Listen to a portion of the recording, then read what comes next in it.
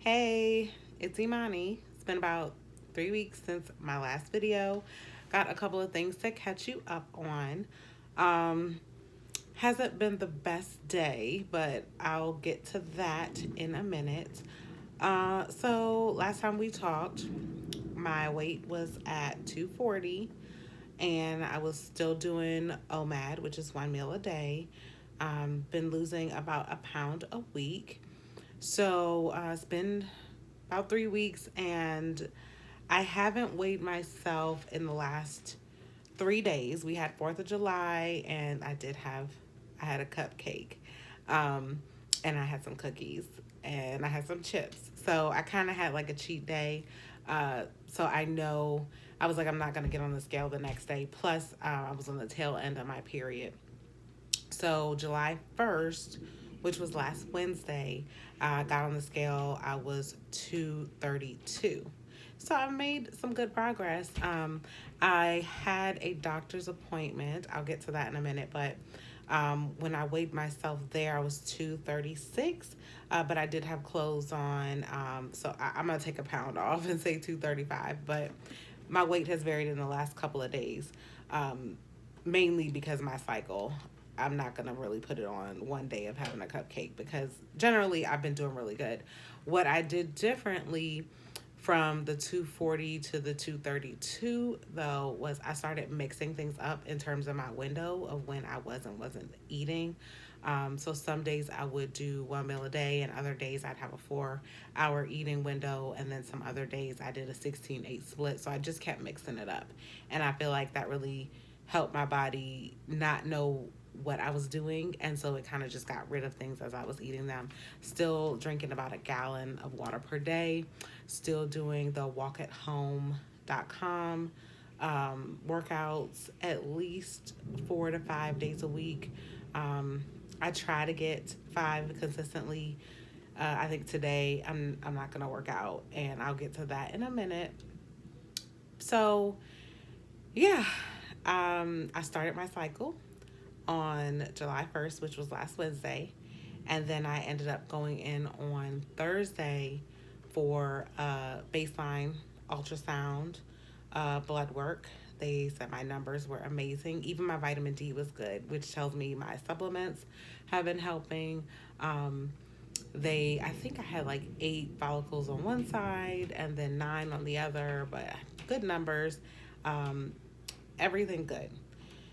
So I ended up getting my IVF calendar.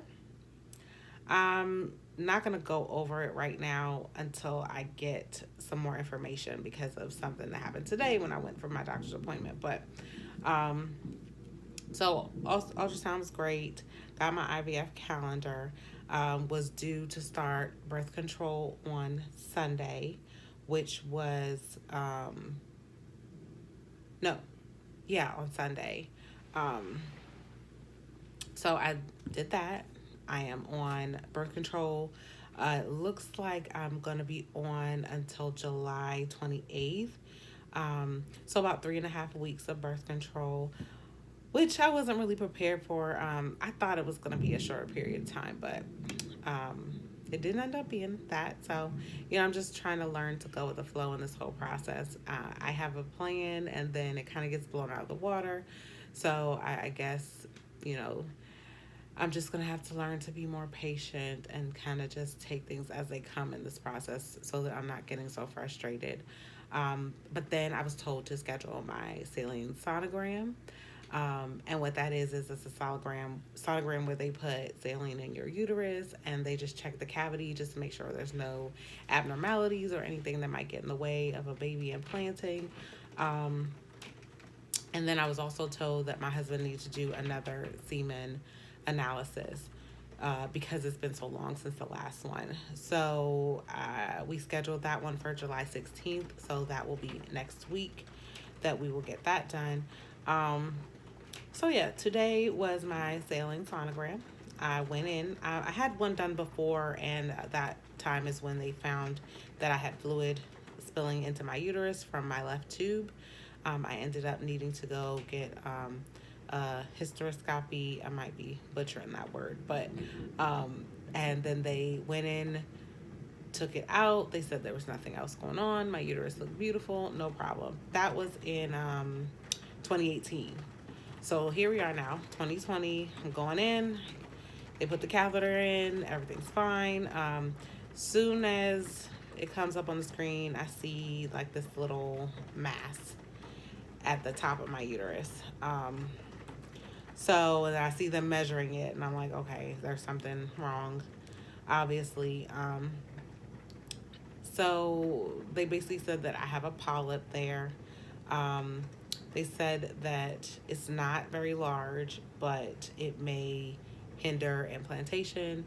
The problem with right now is I'm going through all of this while COVID is going on, and my location for my fertility clinic is not open.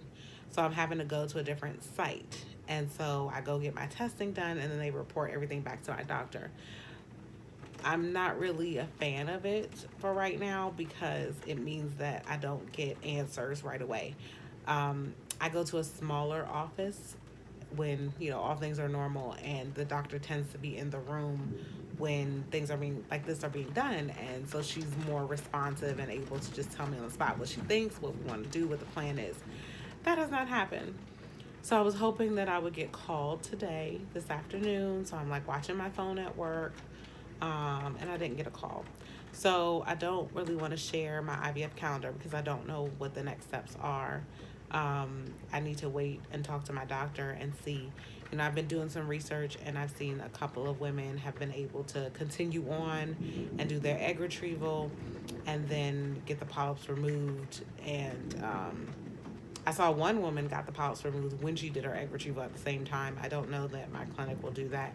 I've seen other women still continue to do their stems and then get the polyp removed and then do a frozen transfer, freeze the embryos, and then when they're healed up a little bit more, then the following month they do, you know, a transfer.